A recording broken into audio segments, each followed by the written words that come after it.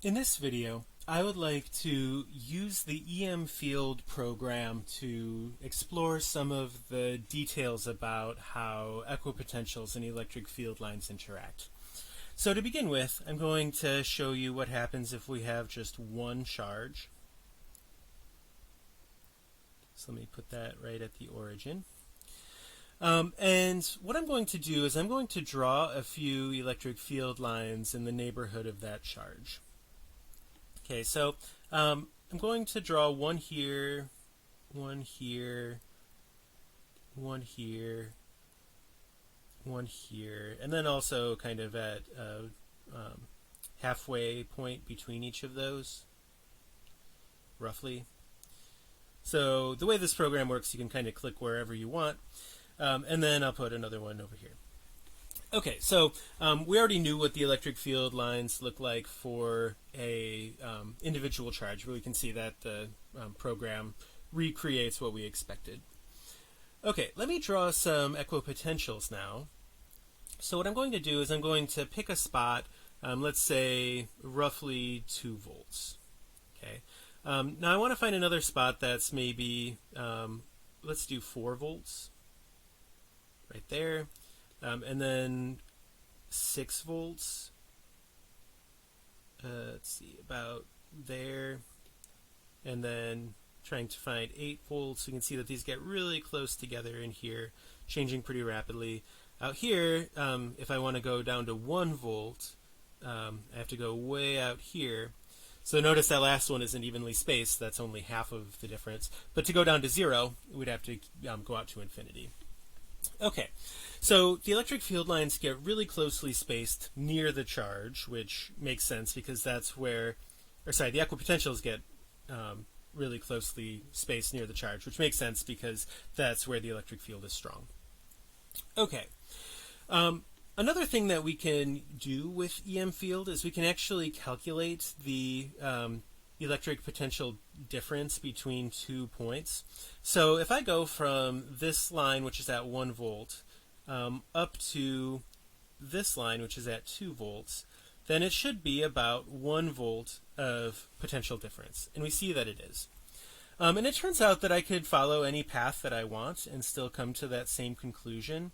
So if I go all the way around here, and then end up somewhere on this line, I've still gone from 1 volt to 2 volts, so I end up with a 1 volt potential difference. In fact, even if I go from this line and cross over to a high potential, and then when I go back, I'm still going to have the ultimate difference is going to be just really small compared to there's going to be 1 volt. So the fact that it went really high and then went back down doesn't matter. It's like I've gone up the hill and then went back down, and so my change in elevation was still just 1 volt. Okay, so what I'd like to do now is take a slightly different arrangement of charges. So I'm going to delete everything, and this time I'm going to put a charge here, and I'm going to put an opposite charge over here. Okay, so this is a dipole. And if I draw some field lines in this situation, what I can do is I can try to draw them roughly evenly spaced around this charge. Kind of like this. Maybe one over here. One down. One like this. Kind of like so. One more over here. And so this one that is pointing downward runs out of space, so it eventually stops calculating, which is why it doesn't wrap all the way around, but eventually it would wrap around to up here. Okay, so this is what the field lines look like for a dipole. Again, we've seen that before, but what we can do now is we can also draw some equipotentials. So what I want to do here is I'm going to pick a value. Let's say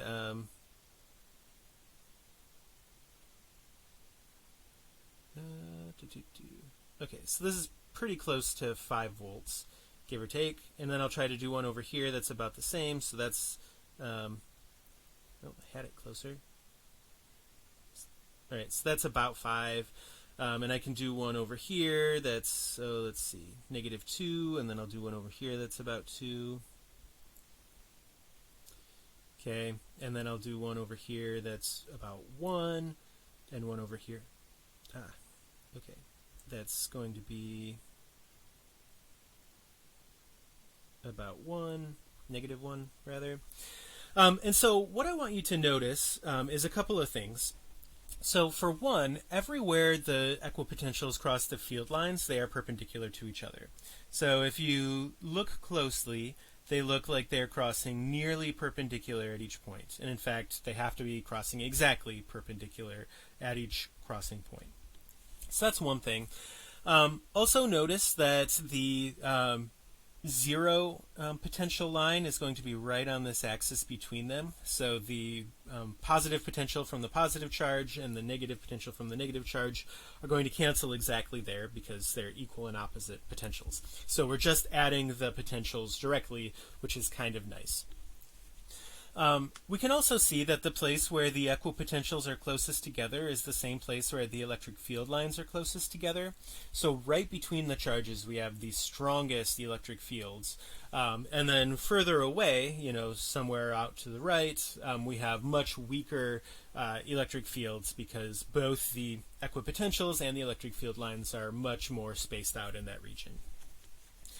Again, we can use the potential difference calculator if we want to go from this, let's say, positive 1 volt down to this one that's about -1 volt. And we see that from +1 to -1 is about -2 volts. So that feature still works in this case. And again, it doesn't matter what path you follow because going from one potential to another potential will always give you the right potential difference. Okay. So I want to change this one a little bit, so let me delete everything again. This time I'm going to take 2 positive charges. Okay, so let's say I take a positive charge here and another positive charge over here. All right, so the electric field lines we've seen before. What they will look like is kind of spreading away from each other a little bit, like this. I keep accidentally zooming.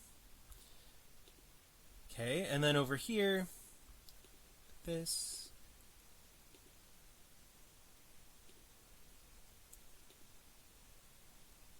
Okay, sort of like that. Okay, and meanwhile, we can draw some equipotentials. And what we will see is that if I draw this at, let's do about 8. So this is about 8 volts. Over here I'll try to do one that's about 8 volts. So what you can see from that is that it doesn't hit all of the locations that are that potential.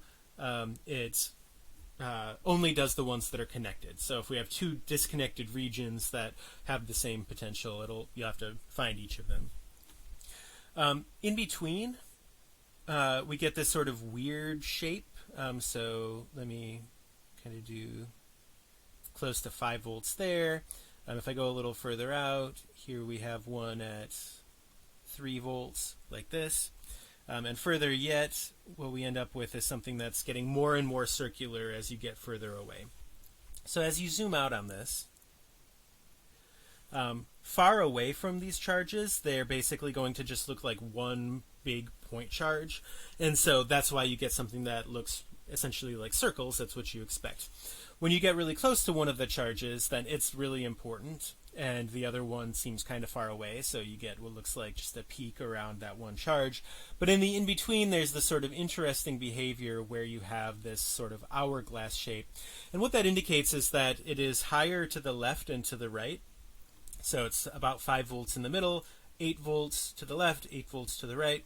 But then if you go the other direction, if you go up or down, then you get down to 3 volts or 3 volts over here. So the name for this type of three-dimensional structure is called a saddle point. So it's higher to the left and right, lower to the top and bottom. And so you can imagine that that's kind of shaped like a saddle. All right, so next I want to show you a capacitor. So let me delete everything and then put a... so we have some pre-made arrangements of charges, and one of them is a capacitor. So we'll study capacitors quite a bit in this class. In fact, an upcoming chapter is all about capacitors. And when we study electric circuits, these are also things that show up there. So what a capacitor is typically two plates. One is positively charged and one is negatively charged. And the reason this is interesting is because if I draw some field lines in this region of space between them, the field lines essentially just go directly from one plate to the other.